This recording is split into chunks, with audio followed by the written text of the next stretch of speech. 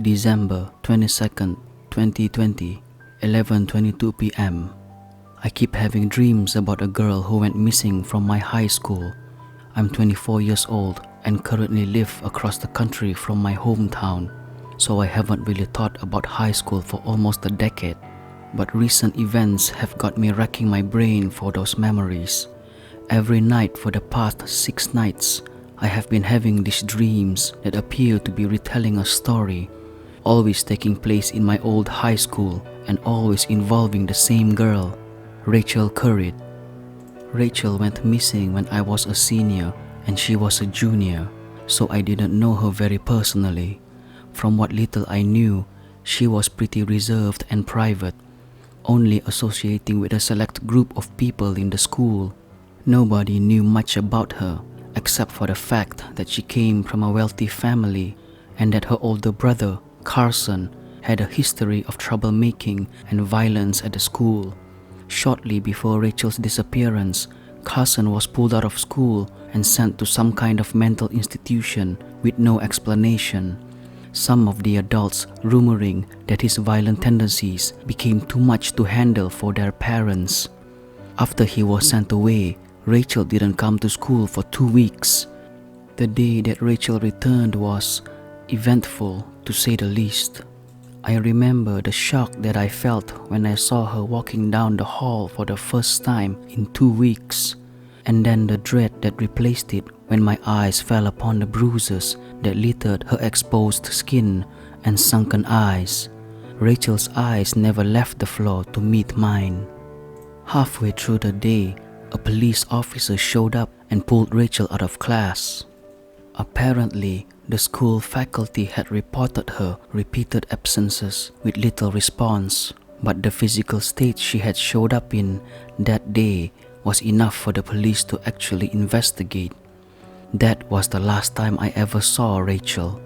The last time anyone at school saw her, actually. She never returned to class after that, and a week later, she was reported as a missing person by her parents. They never found her. I remember hearing the news and fearing for my life, finding it hard to believe that something like this could happen in a town that was so normal. 8 years later, and I've tried everything to block those memories out, to erase that guilt that still gnaws at my stomach sometimes when I'm trying to fall asleep, because I could have done something, but I didn't. And now here I am, unable to sleep because every time I close my eyes, I see Rachel.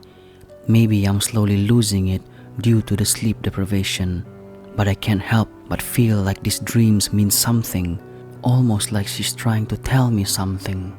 Last night's dream was of a class that Rachel and I had together in high school. It was surreal to see her alive and well in such a normal setting after all this time. The dream seemed to be moving forward in chronological order of my memories, and I can't help but dread what I already know is going to happen. I'm afraid to sleep, but I know I need to see her again. December 23rd, 2020, 9:34 a.m.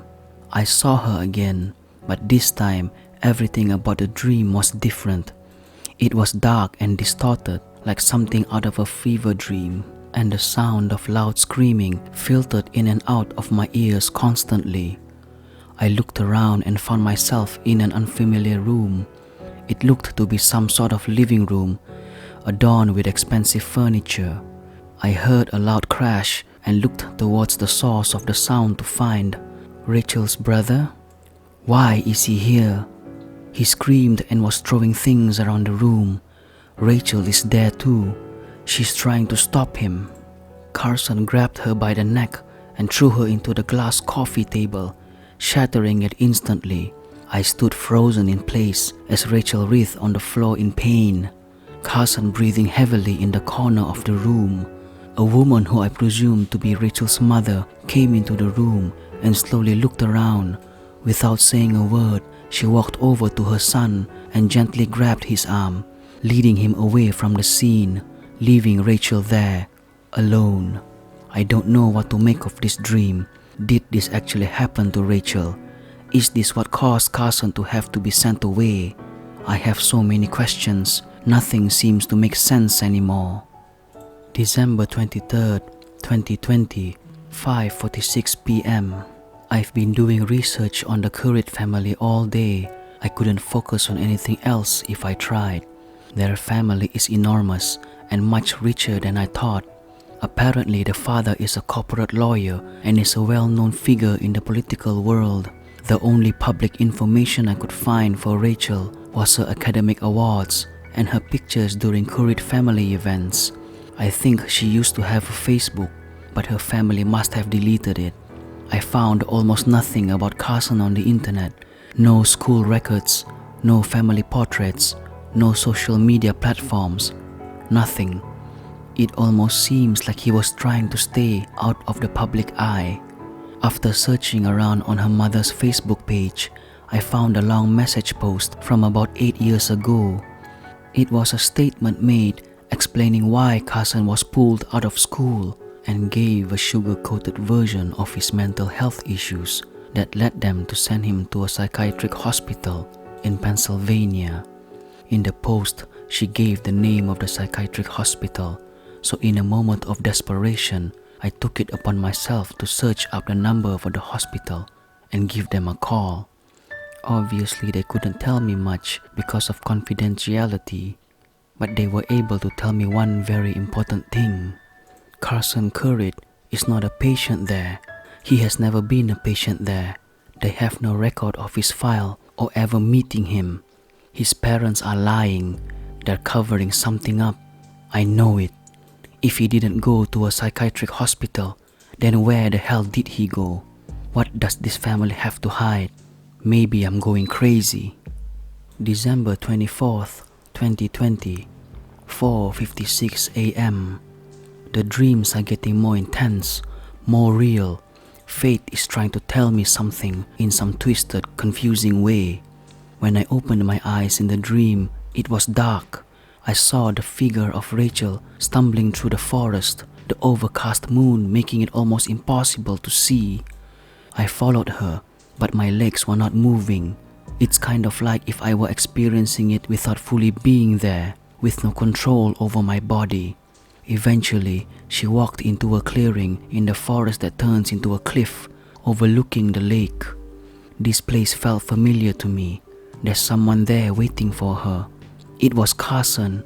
He looked distraught. I could barely hear their conversation. They spoke in hushed voices. Carson wanted to run away and skip town. He knew where his parents were planning on sending him as he overheard their conversation. He sounded regretful, like he was scared by the things he had done. Rachel wanted to go with him. She begged him to take her with, but he insisted that she wouldn't be safe with him. She agreed to let him go on the condition that they would meet at that spot once a week to check in. I woke up in a cold sweat. Carson skipped town. His parents must have covered it up in order to avoid a scandal. If the timeline of these dreams is aligned with the actual timeline, that means that Rachel is going to disappear soon. I'm running out of time. I need to know the truth, but I don't know if I can save her. Why is this happening to me?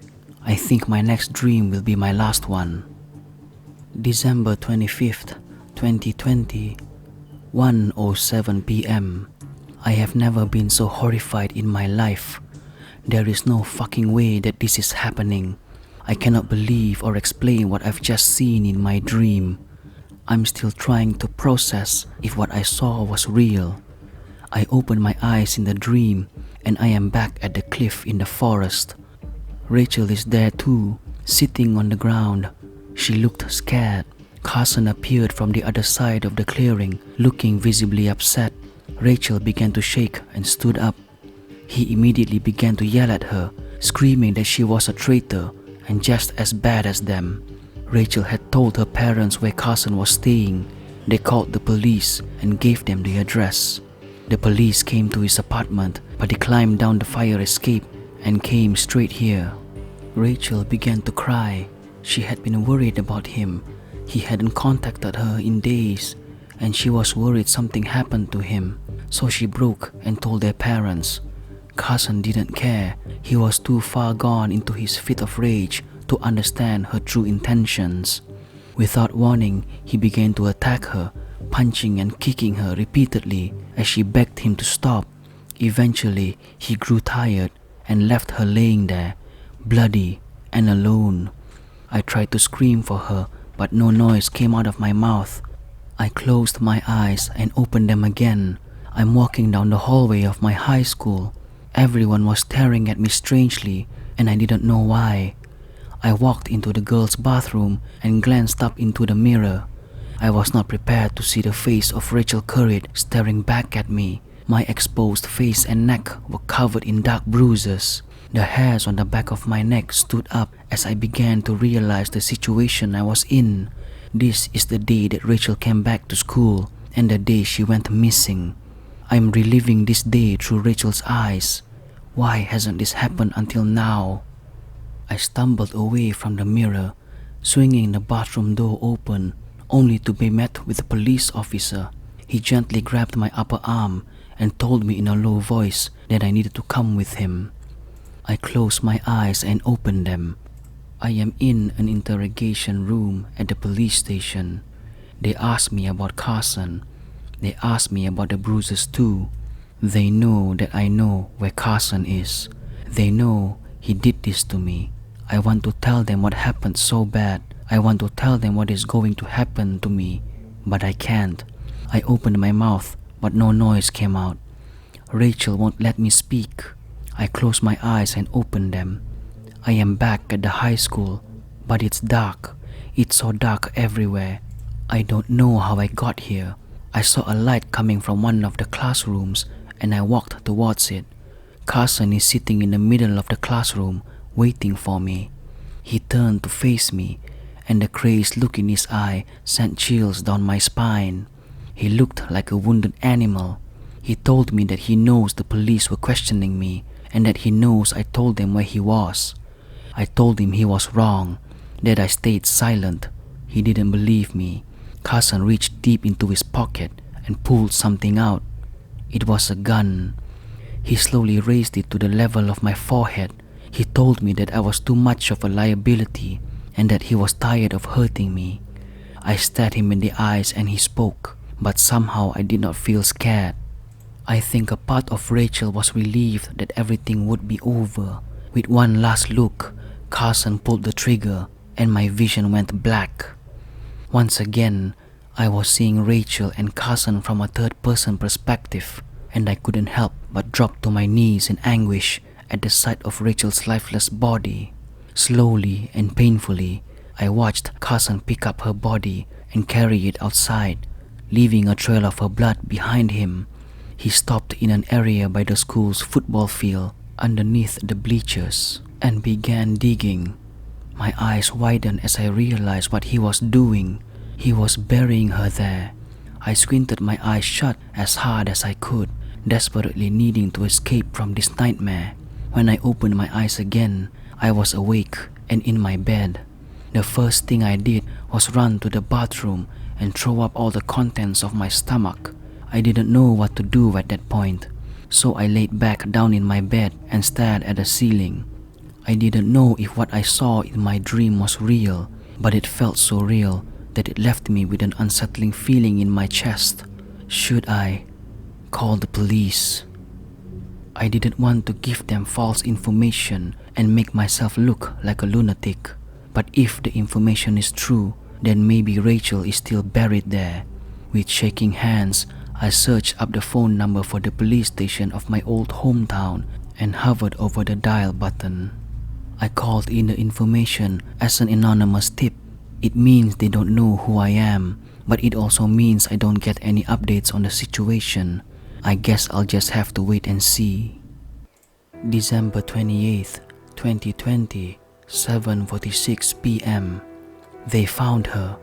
They fucking found her body. I saw it on the news today. They dug her up from the spot underneath the bleachers. I don't know how to feel. I feel relieved that they found her body, but also so devastated now that I know what actually happened. I don't know why this happened to me. I don't know how it happened either. Maybe it's the work of a higher power, or maybe it's just karma from the universe. I will never understand it, but that's okay. This will be my last journal entry on this topic. I'm so sorry. Rachel.